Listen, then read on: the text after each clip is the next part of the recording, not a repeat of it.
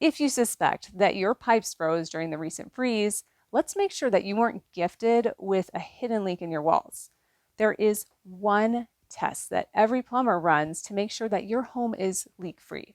That is a water pressure test. The problem is, it requires a piece of equipment. And while it's fairly cheap, you may not have it at this exact moment. So let's work with what you currently have, a water meter, and go from there. I'm grabbing a glove and screwdriver. My water meter is outside and has a fiberglass cover. One time I opened the enclosure without a glove and ended up with fiberglass in my hand. Maybe yours is outside with a metal lid, or perhaps you're further north where the water main comes in your basement and there is no cover. Whatever you have, your water meter may have a leak detector right on the front, and it could be a triangle or star shape, or if it's digital, you'll see digits past the decimal. If it's spinning or that number is going up, you know water is moving through the line. Before panicking, make sure nothing just started running, like an ice maker. If the leak detector isn't moving, there still might be a small leak. Take a picture, or better yet, set up your camera to take a 15-minute hyperlapse video, then walk away. In 15 minutes, if it moved, you may have a leak.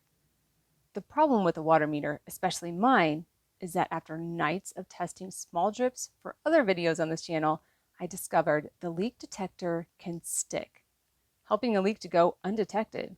What you're looking at here is an 8-hour test with a drip every 5 seconds. The leak detector didn't even move the first 6 hours. Here's the result from the 15-minute test. In my opinion, the results were shocking and disappointing. The same 1/6 of a water meter leak indicator turn over the course of 15 minutes is detecting a leak of more than 12 drops a second, basically a steady trickle. With a quart in 15 minutes, that is 1 gallon every hour, 24 gallons a day, and 8,760 gallons a year. The thing to remember here is that a water meter is only good to detect medium to larger leaks, nothing small. This is why a water pressure gauge is more exact and a better tool. If you've just come from my video on how a plumber uses a water pressure gauge, you can skip to the next chapter. If you haven't, let's do this. Yes, I keep it in a bag because this has glycerin in it if it ever decides to fail and oozes out. I don't want to clean that up. All right, so now we're on a trek to a different part of the yard. We are going to run a 15-minute pressure test to see if there is a leak somewhere in the system, even inside of walls. There are 2 things that we need for this test. First, you'll need to know where the shutoff to your house is. It'll look like this lever or something similar. If you have a gate valve, this test might not work so well. You also need to be sure that it is able to move. These get pretty tight, hard to open if you haven't used them in a long time. You certainly don't want to force it and break it. There is nothing between you and the city water pressure if this breaks, which is pretty much what you're looking at. Although this was a pressure fitting that slipped off, but you can see how quickly the water main trench filled. It's never too late to call a plumber before breaking a seized ball valve. Next, we need a water pressure gauge. Every plumber has some kind of gauge to run this test. You have to make sure that the pressure gauge goes on a hose bib or an outdoor faucet, whatever you call it, after the shutoff. If you have this before the shutoff, this test won't work. Now let's open it. And you'll see that the needle moved to what the pressure currently is within the system. And now I'm going to close the line, creating a closed system, just like we're at 55 or 56.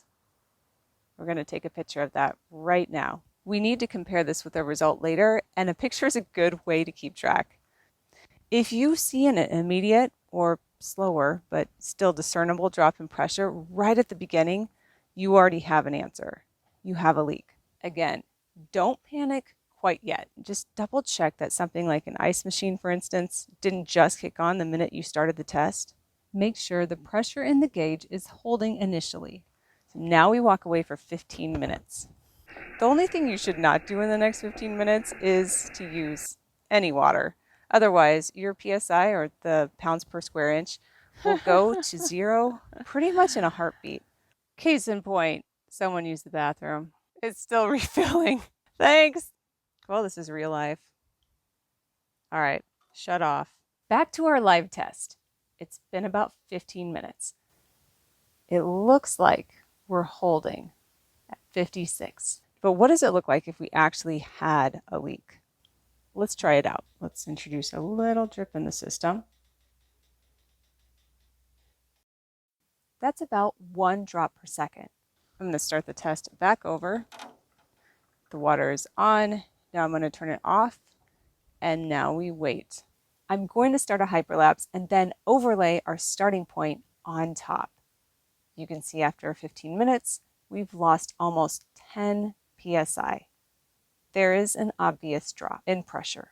Last but not least, don't forget to turn the water back on. It happens. And that's another panic attack that you just don't need right now. To be honest though, there could still be a very small leak somewhere within the system. You would have to run a longer test to detect that. I do have a video where I go over 15-minute, 1 hour, and 8 hour tests, and I will put a link to it in the description. It will give you an idea what you could be up against. The problem with a water pressure gauge test or a water meter test is that you have to run these tests manually. And now there's a whole lot of technology which will monitor your plumbing system against leaks, against frozen pipes, 24/7, 365. Having had an underslab leak more than 10 years ago, I've been using Moen Flo and Phyn Plus for over 6 years, maybe 7.